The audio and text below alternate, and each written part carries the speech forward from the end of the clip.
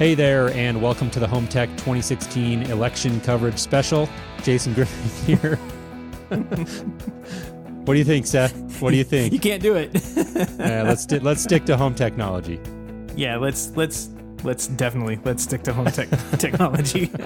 At least it's over, right? Oh yeah, I mean, we were just looking through like, what are we going to talk about this week? And there's been no news, so wonder why. I wonder why. Yeah. Well, we do have a great show, though. We had Ram on from Securifi to talk about the Almond family of routers. And Seth, this was a story that you kind of drummed up out at CEDIA. And I know Securifi, our listeners to our show, and anyone who follows home technology will be very familiar. They've been around for quite a while. We're really taking a fresh approach to Wi-Fi. Before that became like the in thing to do. We've joked about that, and it's really become a hot category. But these guys have been at it for quite a while, and really enjoyed our conversation with Ram. The Almond 3, which is their latest generation of product, is very impressive. I was telling Ram off the air that I just hadn't taken the time to really get myself familiar with what they were doing lately. And I have to say, as I was getting prepped for the show, I was really impressed. They've managed to put together a very compelling feature set at a really nice price point. Yeah, you get a lot for what you pay for. And if you look at the price points that he's selling the routers at, if you're looking to get into home automation, I mean, some of the price, it's a no-brainer. I mean, it really is. It's a very inexpensive way to get started with ZWave and Zigbee contact sensors and lighting devices and Nest and Echo. I mean, it's just it's a great starting point. And to top it all off, it's a piece that you already need in your house, right? Like, you need the router anyway. This just has the added bonus of being a home technology hub. Yeah, it's got that built-in smart home hub. So very cool. Well, we won't go into it too much more because obviously we've got a full-length interview that dives into that in great detail. So definitely be sure to stay tuned for that. It was a really great conversation. As usual, we're going to touch on a few news stories. It was a slow news week, so we're going to move in and out of those pretty quick. But before we jump into that, we want to give a quick shout out to Mike Crane. Mike came on as a patron at the $5 level this week. And Mike, we really, really appreciate that. Thank you so much for taking the time and for the generous contribution to the show. If you're listening and you're not familiar with what that means to become a patron, you want to learn more, head on over to HomeTech.fm. Jason, you've got breaking news here. Oh my God, what just happened? This is a key patron matrix level thing. We've got to take a look at this. Go to the map. If you head on over to our patron page, you will see that we are too close to call in our first goal. We're getting close, man. Oh no, it's the Home Tech election special. So we've got 120 out of 150. We're trying to get up to the 150. We're going to do the live show. We're getting close. Yeah. So I just wanted to throw that out there. We're getting super close. We've had a couple of people come on in the last couple of weeks, like Mike this week, and just edged us closer to that goal of hitting 150. And we're super excited about that. I can't wait to. If you think we have fun here on the show, wait till you hear what's going on before we start recording. It gets kind of crazy. Yeah, that'll be fun. I'm a little scared about that. And man, that music, Seth, just about blew me out of my headphones. So thank you for that. Hey, you're welcome. All right. Well, once again, that URL is HomeTech.fm/support. And thanks again, Mike. We really do appreciate it. So with that, let's jump into our news here before we get into our interview with Ram from Securifi. First story that we want to touch on, really, really heavy-hitting news here, Seth. A man has hacked Alexa and converted it into a singing fish. This is beautiful. It's brilliant. Oh my gosh. This is so smart. Yeah. This is what America needs right now, is a singing big bass fish converted into an Amazon Echo. This is amazing. This is absolutely amazing. We will include a link to the video in the show notes. If you have not seen this, please take your time, stop what you're doing, put your children down, and bring them around, because this is great, and let them watch the big mouth fish that is supposed to be singing songs actually speak the words and in the voice of Alexa. It's just beautiful. Just beautiful. What a great conversation starter this thing would be. I think this would sell like crazy if he was able to I don't know how that would work with licensing or whatever, but get something like this to the market. It's that people will probably be familiar with this. It's Big Mouth Billy Bass is what this was. And this was a hit, like novelty gift from years ago. Right. It was like that little thing, and it's like a wall mounted, looks like a largemouth bass, and you could push a button and it would sing, I think, Take Me to the River, and there was one other song or something. And it was really a big hit for a while. And this guy hacked it together with an Amazon Echo somehow and made it respond to the voice. And it's just so funny. I lost it when he woke the fish up and the fish turns its head towards the camera and responds. It just is, that's classic. So smart. Love this. So good. So good. So yeah, go check this out. This is great. I will fully endorse this as this Amazon Alexa Big Mouth Billy Bass Fish as the product of the year. This is great. This is absolutely great. I really do. I don't know. Do you disagree? I think that something like this, gives a little personality, right, to the Amazon Echo. Oh, yeah. It's no longer just this little box on your countertop, and it becomes kind of gives it some personality, makes it a conversation piece. It's just great. So it would be awesome if Amazon did sell this on their website. I mean, people would pay good money for this licensing. Oh, guaranteed. Yeah. I would pay for it. So anyways, not much more we can say about that. Definitely, like Seth said, head on over to HomeTech if you want to see that. We'll include it in the show notes over there. HomeTech.fm/136 will get you to that. Moving on to the second story, Seth. This is one that you found, Sunflower Labs. And, you pointed me to the video. Another one, this is another video I'd encourage people to go check out. And you kind of watch the video, and at first it looks like you're just looking at what is, in essence, like a smart landscape light. Pokes into the ground, looks like a landscape light, has some sensors built into it. Yeah, it's got some smarts built into it, right? Like if people walk next to it. Yeah. Yeah, and then you get to the kicker, right? Deploy the drones. This is amazing.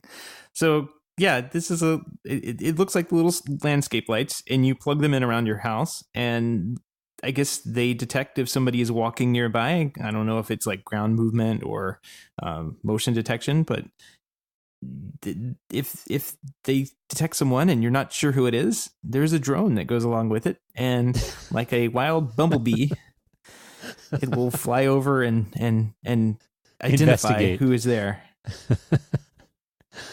Yeah, they haven't put tasers on it yet, but I think it's on their roadmap. And make it a true security solution. This is great. You can't make this stuff up. I thought when I started watching the video that it was going to be like you'd get that motion notification on your phone, and you'd maybe just have to go check like a third-party camera or something and check it out. That it'd be kind of a cool idea, I guess. I'm sure this is out there where you get a notification and you can actually be aware of somebody coming onto the property. But man, that drone, that is classic. What will they think of next?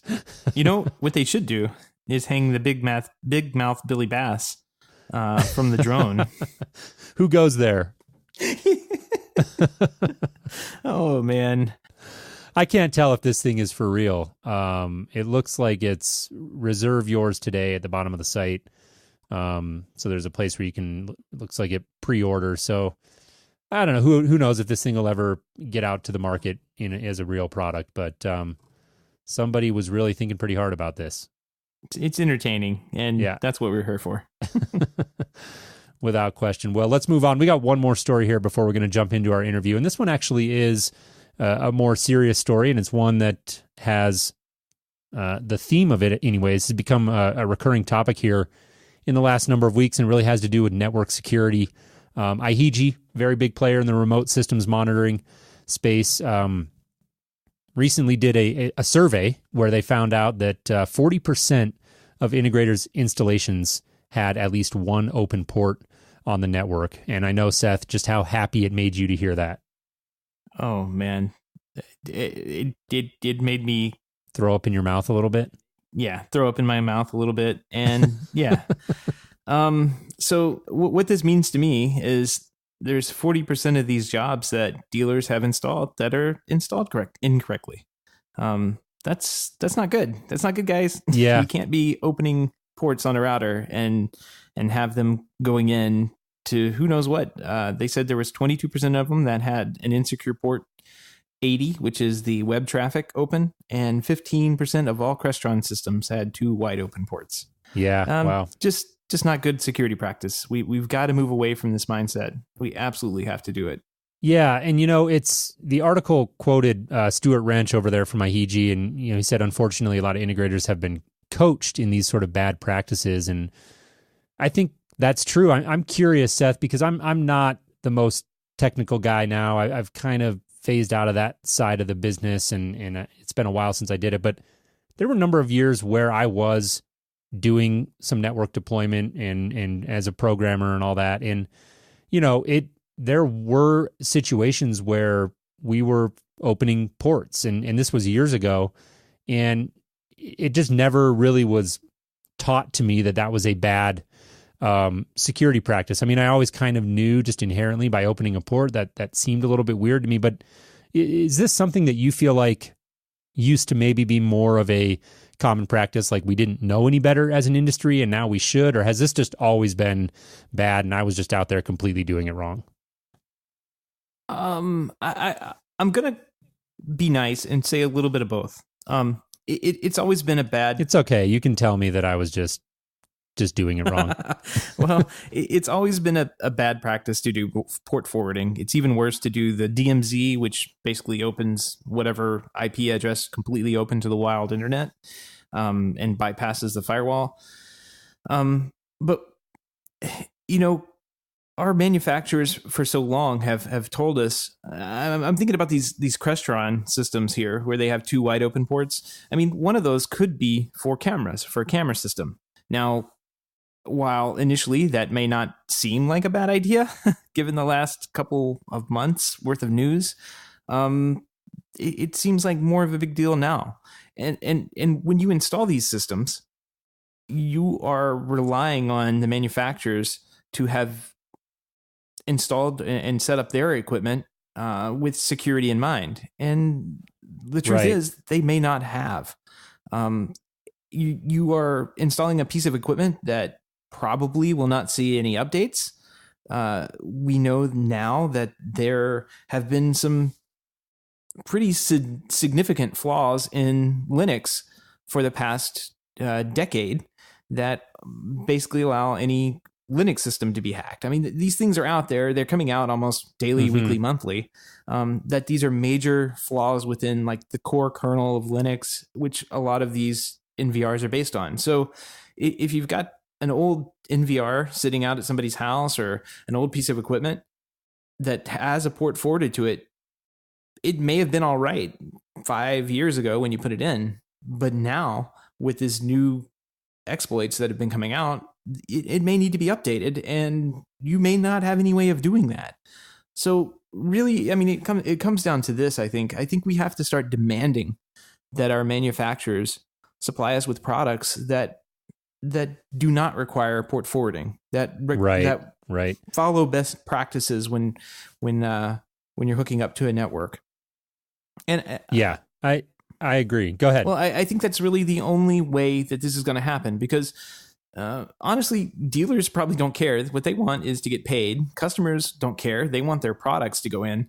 But we're all going to have a problem when a network gets compromised and somebody's credit cards and financial information goes out, or somebody's camera system gets opened up to the wide web. And that's just not going to be a good day for anybody.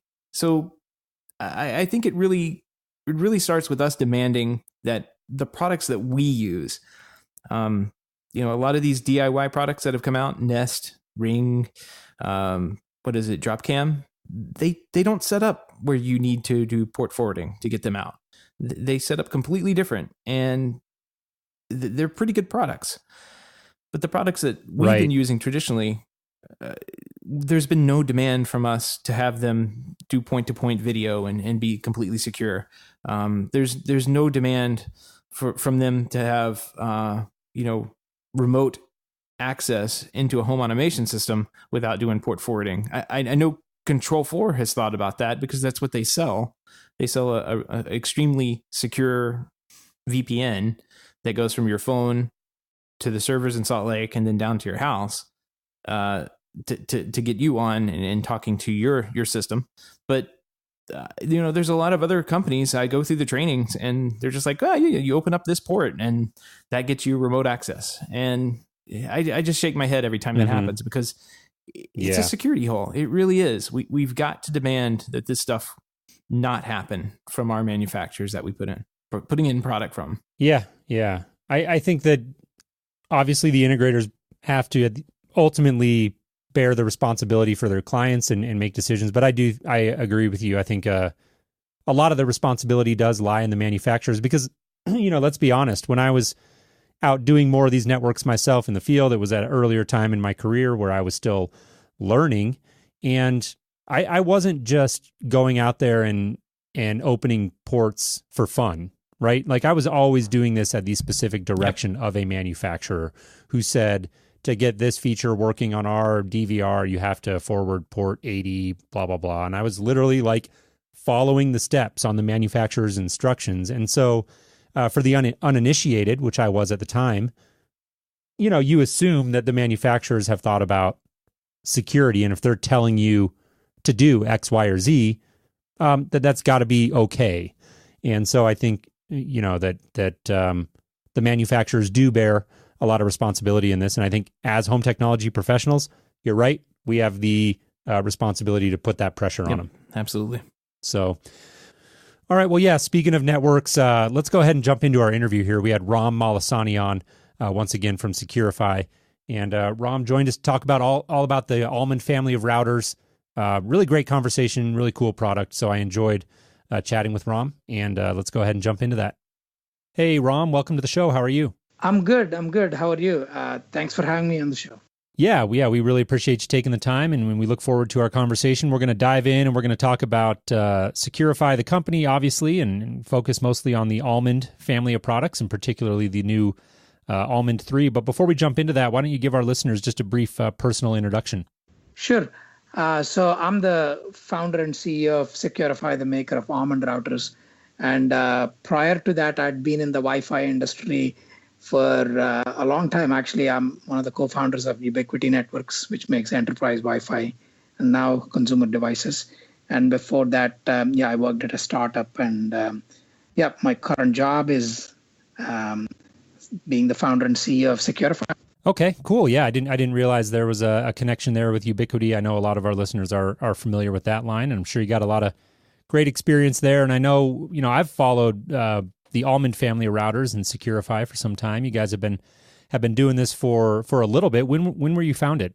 So we were founded in 2011. We started shipping the first version of the Almond in 2012. Okay, great.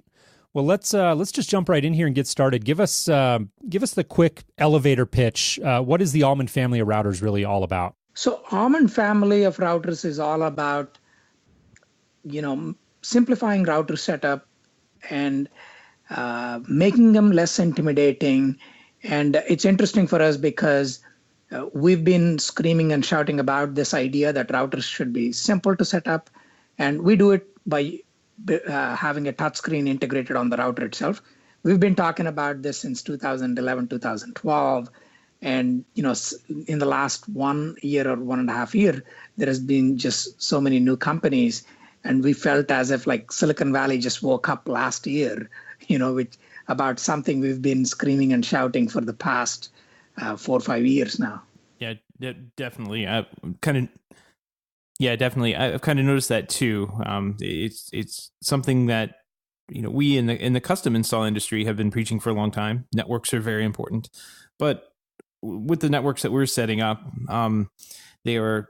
I'm just gonna kind of steal your line here. They're definitely not made for humans. And the Almond, I think your tagline is "routers for humans," which is totally appropriate. It looks like your idea is to make these routers easy to set up and use and make them secure. And you do that by including a little small touchscreen on the front of the router. Where did this idea come from? Sure.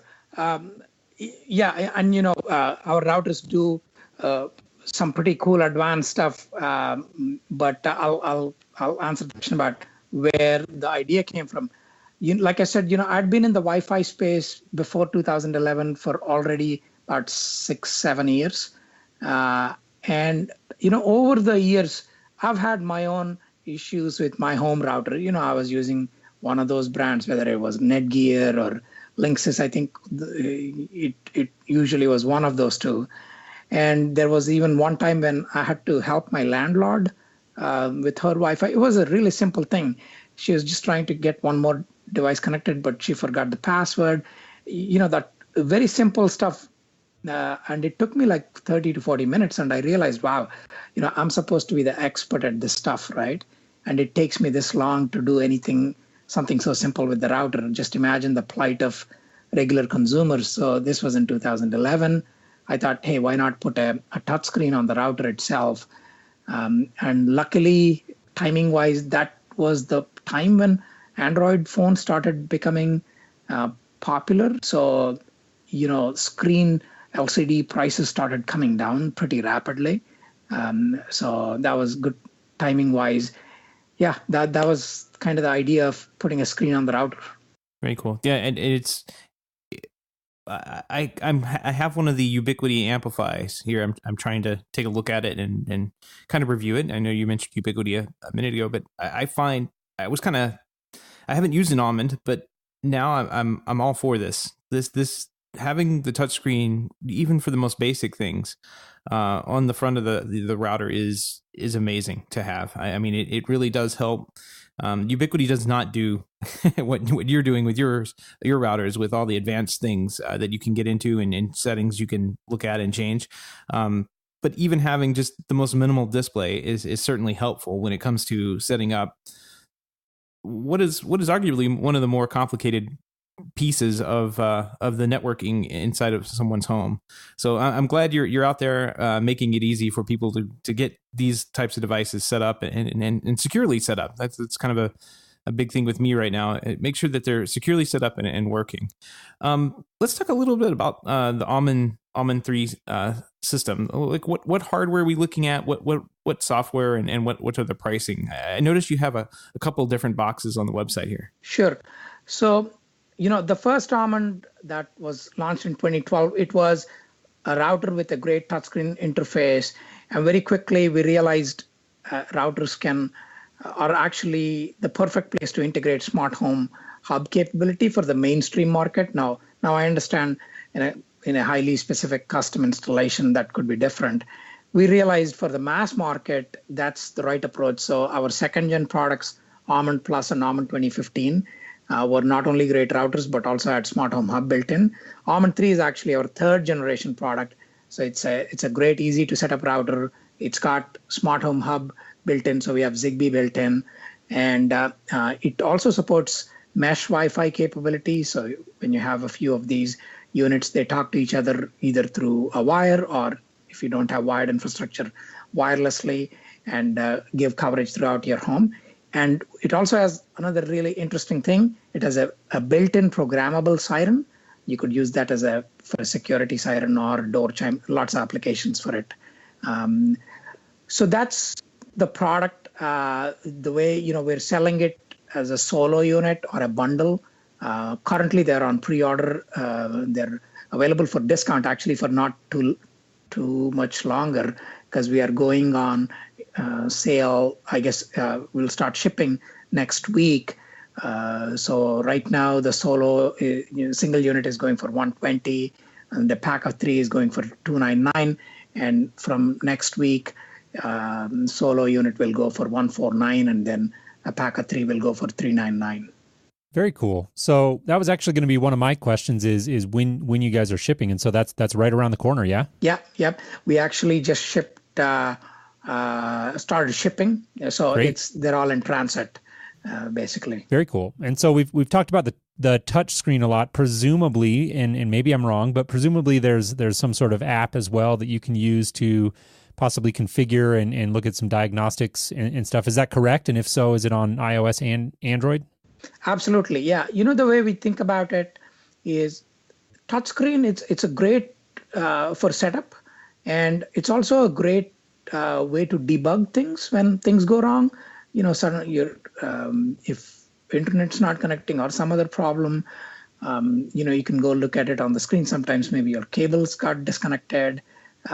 So things like this, the screen will tell you through status, which is nice. And in our experience, it also makes it less intimidating. But we don't think the touchscreen is a great day-to-day interface to control or monitor what's going on the network. So we have an iOS and Android apps to do that. And they're pretty feature-packed today. Like there are a ton of things you can do in those apps currently. Great. And you alluded to this, obviously, early in the interview, as well as just a moment ago, that this Almond 3 is a mesh Wi-Fi system, and we're seeing a lot of those come to market lately. That seems to be a really hot category now, and for good reason. How many Almond 3s, is there a limit to how many of those that a user can deploy in a single home? That's a really good question. So there is no limit to that, but we have a limit for the number of wireless hops you can have. We are allowing up to 2 hops. So beyond that, we've seen some degradation in the latencies, but we're still working on improving that. So we may change that later. You know what a wireless hop means. Do you know what a wireless hop means? Yes, definitely. Yeah. So we're up to 2 hops. So we think, based on our testing with a lot of users, it will suffice for most consumers. And if you're connecting through wired infrastructure, you can, I believe, go up to 10 or more than that. We've tested more than 10. Very cool. That's really good. You kind of touched on it a little bit, and let's walk through getting an Almond out of the box and set up. What does that process look like? So right out of the box, you do the initial setup through the touchscreen, and the screen guides you through the process of how you want to use it, whether you want to use it as a mesh system or you just want to use it as a router or an AP or even a range extender. It's all done initially through the touchscreen. Once the touchscreen setup is done, now if you want to create a mesh system, you can continue doing it through the screen, but at that point, you can start using the mobile app to add more units to the system and configure it. So, and this whole process, even those options, it's a fully guided, we have a fully guided wizard on the touchscreen that just goes step by step and just basically walks you through the whole process. Very nice. And I know we talked about this too. There's a smart home built into this. Can you set that up from the touchscreen too, or is that something that you would set up from the app? Yeah, so the smart home, I assume you're asking about maybe the pairing stuff or creating. So that's a bigger, longer question, I guess. Okay. Because there are a couple of things here, right? So one is, how do you pair devices? And second is, how do you do things like automations, rules, and scenes? So currently, the pairing has to happen from the touchscreen. We have plans to bring pairing to the mobile app as well. So, whether it's Zigbee device or ZWave device, you go into add a device on the screen, and then usually for these devices, I guess there is a button or some mechanism to put them in pairing mode. So that's how it works with Zigbee ZWave. Nest is a little bit different because we work with Nest and a couple other IP-based devices. Some of those are device-specific pairing process where you have to link one account, our cloud account, to their account. But once the pairing is done, assuming it's done whether through LCD or through cloud-to-cloud pairing with Nest, that is done through a browser, the control is all on the mobile app, whether you want to create scenes or whether you want to create rules. Now you can do these on we still have a browser interface to access the router when you're on the local network. You can continue doing those using that to control, or you could just do it on the mobile app, which we think is the easiest way. Nice. And you've talked about Nest, but what types of devices, like what types of Zigbee devices and other devices do you see people setting up with the Almond? Yeah, I think the most popular device types that we have seen, and we've had a smart home offering basically since 2014. I mean, Almond Plus was announced in 2013, started shipping in 2014. What we have seen in the last two plus years is the single most popular devices are lights, whether it's the GE Link bulbs or the Philips Hue bulbs or like a smart plug connected to a light. That seems to be the most popular. And then we have seen a lot of thermostats, maybe actually more than thermostats. Number two might actually be door sensors. Number three, motion detectors, I think. And then somewhere further down come up thermostats, door locks, garage door openers. So, I mean, we support like 100 plus devices today.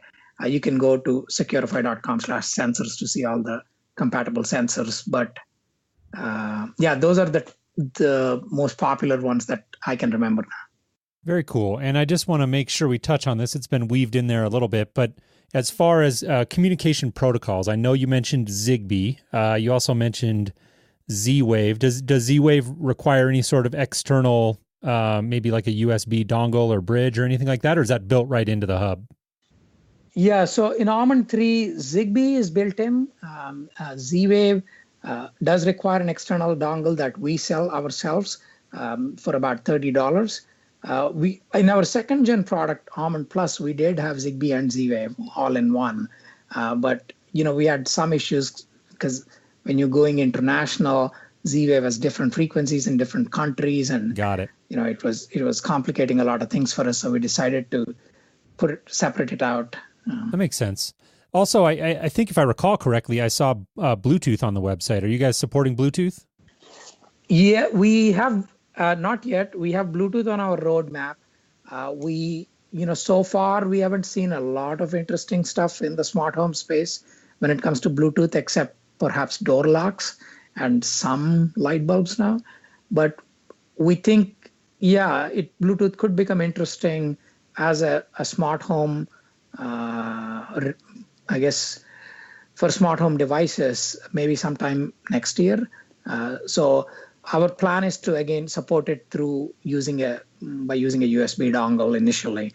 And perhaps in the future, we might just integrate it in our future versions of Almond.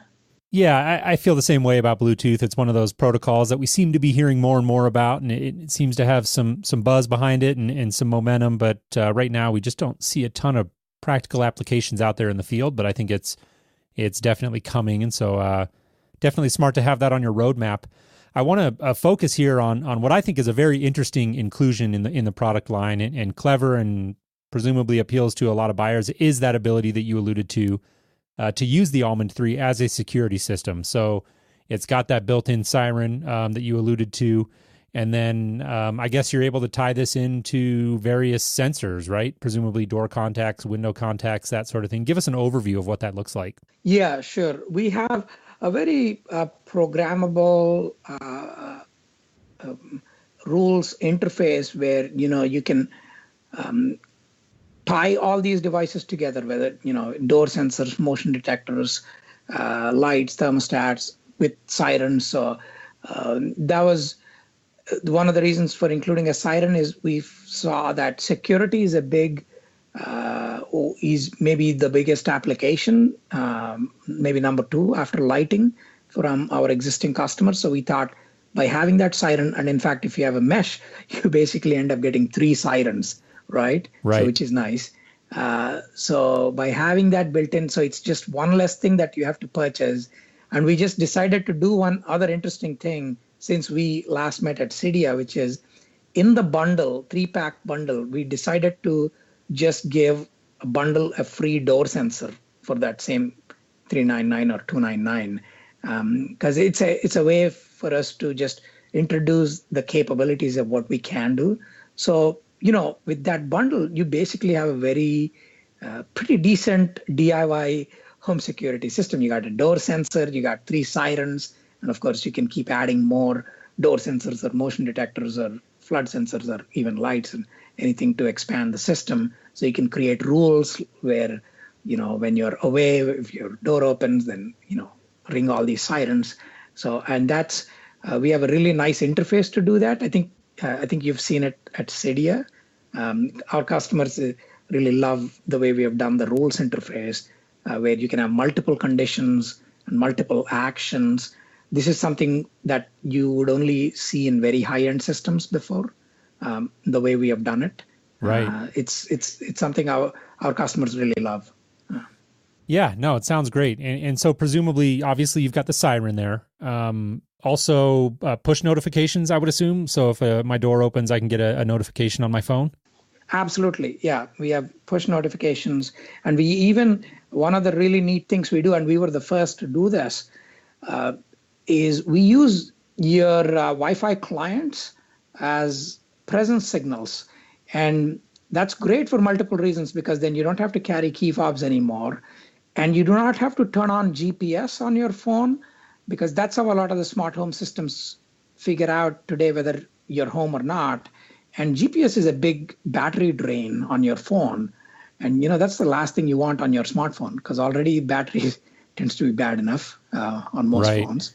So, and because we just, it works incredibly fast, especially when devices join the network. It's near instantaneous. It's 1 to 2 seconds. When they leave, it's about 5 to 6 minutes, because we have to do a timeout there. Because the way battery operated devices work is, even when you're home, they connect to the network, they disconnect for a while, and then they connect. So we optimize that, and we've figured out like about 5 minutes. If it's no connection, no activity for a couple of minutes, then we know it's not on the network. But this is, again, has been incredibly popular feature for multiple reasons. One which I've already given, which is you don't need to turn on GPS on the phone. The second is not everyone in the home needs to install the app. That's the other thing we found. When you use any other app which use GPS-based presence, all the apps, everyone's apps at home, everyone's phones need to have the app, because you need to monitor GPS individually on each phone. But here, because it's a router plus smart home hub, router just knows when these devices join and leave the network, and you just need one phone at home to have the app. Right. Yeah, that's smart. Are there any monthly monitoring charges for this, or is it exclusively a self-monitoring solution? So right now it's exclusively self-monitoring. We are looking into providing like the whole, calling cops, calling the fire department. Maybe that'll happen next year. But the self-monitoring piece, it's free. Nice, very nice. That's always good. It sounds like you can really put together a powerful home automation system with the package that you were talking about. I mean, there's a lot you could do with a couple of sensors, occupancy sensors, and maybe a light dimmer or two. There's a whole lot of little fun things that you can do. I noticed when I was looking on the website, you had Amazon Echo integration listed. What's that look like these days?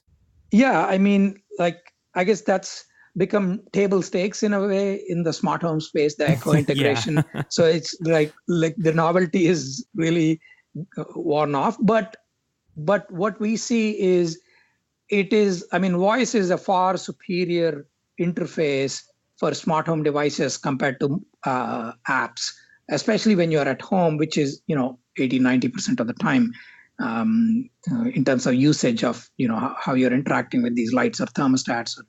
So voice is really compelling. So we do the Alexa native lighting and thermostat API. So any lights that are on the Almond system or thermostats, once you link it to your Alexa account and Almond account, they're discovered, and you can do that. So that's just like any other native smart home platform that works on Alexa. On top of that, we have a custom skill also on Alexa that does, you can do home and away modes, you can do scenes. And we were the first to integrate Wi-Fi controls through Alexa. So for example, you can do something like Alexa, disable kids' internet. Oh, nice. So you can also do something like Alexa, enable guest Wi-Fi, disable guest Wi-Fi. So We basically, we're big fans of voice. We think voice is just such a great interface when you're at home, much better than finding your phone and like finding the app and fiddling with the app. When you are at home in many situations. Very cool. Well, I wouldn't be an integrator if I didn't ask. What's your third-party integration look like? Do you have an API or a way to interface directly with the Almond 3? So it's a good question. We are not there at the API level with the third-party integrations. A lot of the integration with Zigbee and ZWave, we tried to be very compatible, strictly compatible with standards. So a lot of Zigbee Z-Wave devices, we didn't even have to do any custom integration work. As long as if it's Zigbee HA 1.2, it just 99% of the time it just works. So with Z-Wave, it's even simpler. Most of the time it just works. With IP devices, most of the integration work has been done by us, Securifi engineers, like when we did the integration with the Nest thermostat or Amazon Echo or even Philips Hue. We have plans of opening it up. We have a local interface API available through which other devices can control Almond on the local network. So we have a local WebSockets interface to do that, even without going through our cloud. But we haven't provided an API to do something the other way around, which is, can you put a module on Almond so it can talk to some other device? So this has been on our roadmap. I don't know exactly when we will have it, but I know we will have it at some point. Some of the, we have a lot of tinkerers because we had a Kickstarter project with Almond Plus, and some of them actually use the WebSockets interface in their home, in their networks, where they're controlling the Almond Plus and the connected sensors through other devices at home, whether it's a PC or some server or something they have written themselves. Right. Very cool. Well, I got to say, this is a very compelling feature set that you guys have put together. I've really enjoyed. We're running a little tight on our time here, and I want to zoom out, and we'll start to wind down here. I want to zoom out and look at the big picture and circle back to something you alluded to at the very beginning of our conversation here, and that is the proliferation, the trend we're seeing with Wi-Fi systems hitting the market left and right. It's become a very hot category, and I know this is a big question, but just give me your general thoughts on how you see that having an impact on Almond and Securifi, and what your plan is to continue differentiating in the face of this increased competition. Yeah, I think it's, like I said, the industry seemed to have woken up, especially in Silicon Valley and Bay Area, in the last year or year and a half. And we think today already mesh Wi-Fi is becoming table stakes.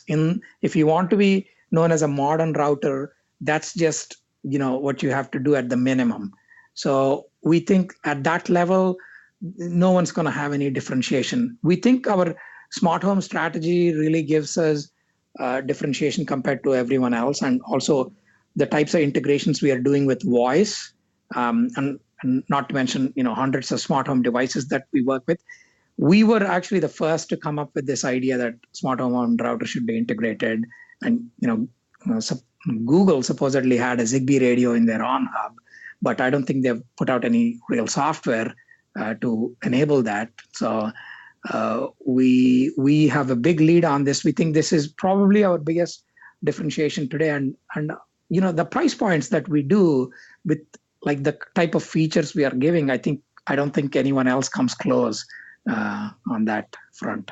Yeah, I've got to agree. It's certainly a big thing and a small package. I mean, it's a very nice set of features that one device can cover for you. So really happy to see, really happy to have you on the show and talk about this a little bit, because we've been meaning to have you on for quite a while, and you spent some time with me talking and walking me through the product at CEDIA, which we had a real good time talking there. What's next? What's next for the team there at Securifi? What are you guys working on these days? So we'll obviously keep doing more on the integrations and more on bring out more capabilities with voice. And also, like I said, home security is something we're looking at. We think it's pretty interesting as a service. So, and yeah, I think some of the services around this, our basic services will be free, but we think there are interesting paid services, and everyone is used to paying for home security. We're looking at what can we do that is better and differentiated for like a proper monitored home security. We think that's going to be a big thing for us next year. Very good. Very good. That'd be a really good thing to disrupt the big security market. Yeah. Ram, thanks so much for coming on the show and taking your time to talk to us on Home Tech here. If one of our listeners wants to find out more, where would they go to find out more about the Almond? Yeah, go to www.securify.com to get more information on products, compatible devices, and all that. Very good, Ram, and I'll echo what Seth said. We really appreciate you coming on. If any of our listeners wanted to maybe connect with you personally to reach out and ask a follow-up question or two, what would be the best way for them to do that? I guess they can email me. My email address is rm@securify.com. Okay, great. Well, really appreciate you coming on, and we'll look forward to seeing what you guys can do in the future. Yeah. Thank you, Jason. Thanks, Seth. Thanks for having me on the show. You got it. Take care, Ram. All right. Thank you, guys.